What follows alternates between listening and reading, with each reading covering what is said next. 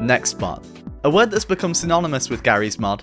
I think it's fair to say that Nextbots have become more than just a trend, cementing themselves into the very fabric of the game, spawning everything from social media trends to entire video games of their own.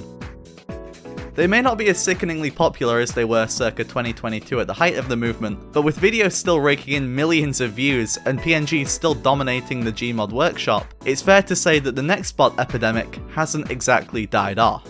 And I think it's equally fair to say that this isn't exactly for everyone. In fact, I'd go as far as to say that they make a lot of people angry. In this video, we're going to explore how Gmod got to this point, why Nextbots are so damn popular despite so many people hating them, and how Nextbots ruined Gmod.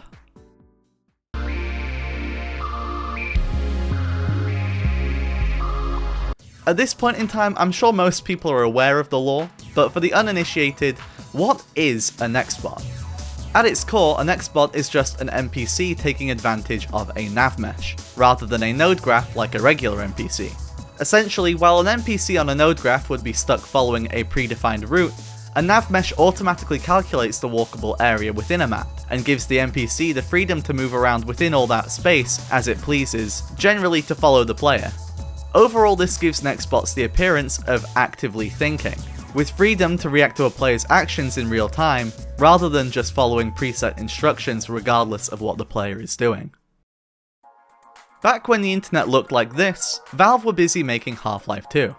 NPCs in Half-Life 2 used node graphs, which worked fine for a single player experience. Problems arose, however, when Gabe and his goons began work on Counter-Strike Source. More specifically, the problem was these guys. Introducing bots into a multiplayer environment provided Gaben with a new problem: making NPCs act human.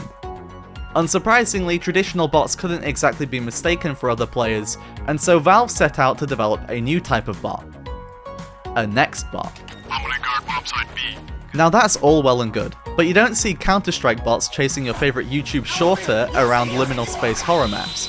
So how did these cool little funny little guys become one of the leading causes of brain rot amongst the youth, and maybe the most well-known aspect of Gmod Horror?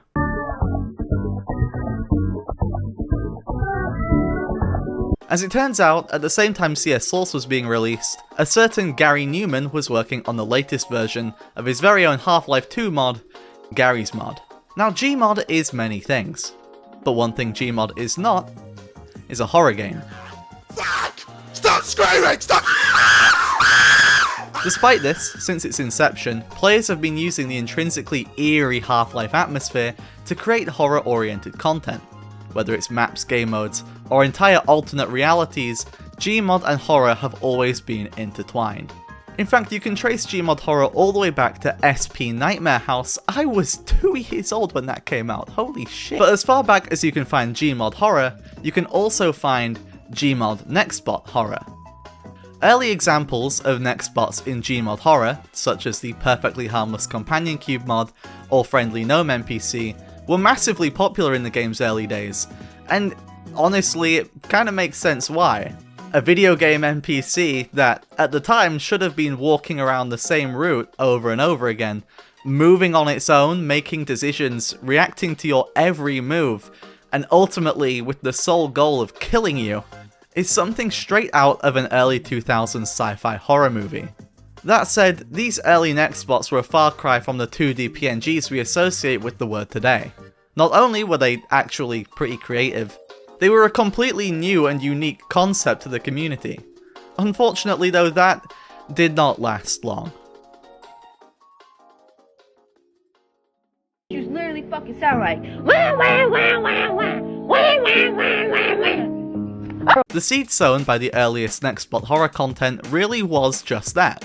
A seed, destined to grow. But you probably wouldn't have guessed that the major catalyst for that growth would have been, this guy. The Sonic NPC was the very first modern Nextbot. It did all the Nextbot-y things, it was appropriately scuffed, and in true early to mid 2010s fashion, played disgustingly, unnecessarily, ear-shatteringly loud music as it chased players around the map. How did this PNG change Gmod forever? Well, the key was accessibility. Shortly after the emergence of the Sanic NPC, a Nextbot generator was made that cloned Sanic's code, meaning that with next to no effort, even a monkey could make their own viral Nextbot. Sanic was Pandora's box, and that generator was the key because what happened next was equivalent to letting all of history's evil out and enema pumping it straight into the filthy shit-filled colon of the Gmod workshop. But if this was the golden age, what was about to follow was the Industrial Revolution.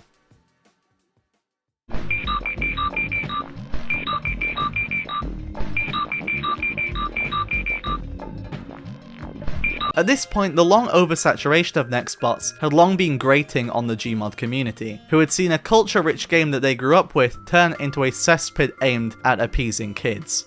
But while millions of squeakers around the world were consumed by Nextbots, neither them nor the original audience knew just how massive the trend was about to get. Liminal spaces, analog horror, liminal analog, liminal analog, liminal horror, analog. It's all been done to death, so I won't bore you with the history, but the key information is that the concept of liminal spaces emerged formally in 1980 with Stanley Kubrick's The Shining. It wasn't until 2019 though that the trend really evolved. The rise of the liminal space craze, an analog horror series like Local 58, The Mandela Catalogue, and probably most importantly, Kane Pixel's Backroom series, opened up the floor to a whole new landscape for Nextbots in Gmod. Half-Life's backdrop gave Gmod an eeriness that's become borderline cliché at this point, and it lended itself in an incredibly convenient way to the liminal horror trend, which in turn was a match made in heaven for Nextbots. The hallways of GM Liminal Hotel, the fluorescent hum of GM Backrooms, Nextbot chase videos always printed views like Cookie Clicker, but this was something different. These videos, this method of interacting with the game, wasn't just piggybacking off of a meme or trend as Nextbot videos had up until that point. It became the trend itself, taking absolute advantage of the new short-form content meta, garnering tens, if not hundreds of millions of views, and that insane level of popularity rocked Gmod and the Gmod community to its very core. Apparently that dude was trying to meet and get head from a 15-year-old boy. But if that was us, I would never call the cops on you, my glorious king. This bitch is actually fucking weird. And that brings us to the current day. Over all this time, a sense of resentment towards Nextbots had slowly grown amongst larger and larger pockets of the Gmod community. Ironically, it's probably the exact factors that allowed Nextbots to become so popular that has made so many players hate them. Every new meme that emerges, even to this day, inevitably ends up becoming a Nextbot for 24 hours. A lot of players see the Gmod they know and love being replaced by something new. Something made by and for a new audience that they don't recognise or resonate with. And it definitely doesn't help that that new audience just so happens to be children, making every new trend seemingly more brain-rotting than the last.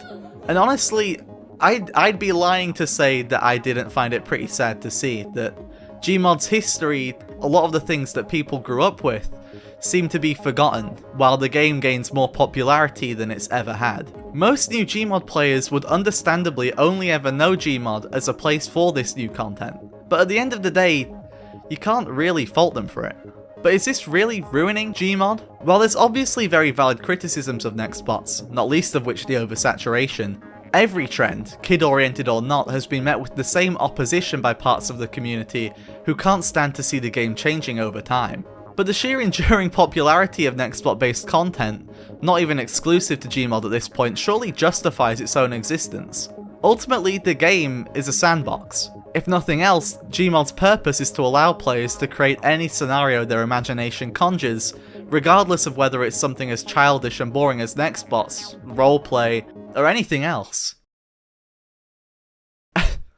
And I mean, look, with all due respect, is this any more mature than Nextbot shit? I get that the old Gmod machinimas and shit took a lot more effort and skill to create than Nextbot chases, but from a consumer perspective, I honestly struggle to see the difference outside of nostalgia. And brain rot aside, no one's really harmed by all of this. You can literally just ignore the add-ons. And it's not like no good came from Nextbots. I mean, look, the Backrooms maps and all that shit are frankly just as bad as the JPEGs. A million clones of the same thing and they're all pretty lame. But a few of the liminal maps that have came out are actually pretty fucking cool. In all seriousness though, I'm not going to beat up on kids for the whole Nextbot craze too much. At the end of the day, as a kid, I was watching Vicstar123 getting chased in circles by pedo bear Nextbots, or playing Call of Duty with the Sidemen while they told each other sex facts.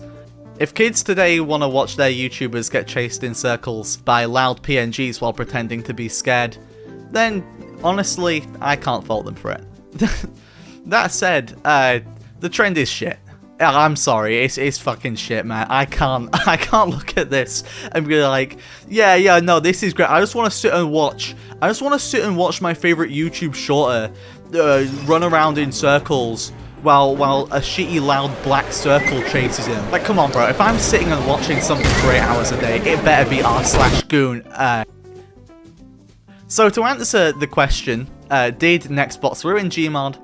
Well, in many ways, they didn't. I'll see you in another video, and in case I don't see you, good afternoon, good evening, and good night.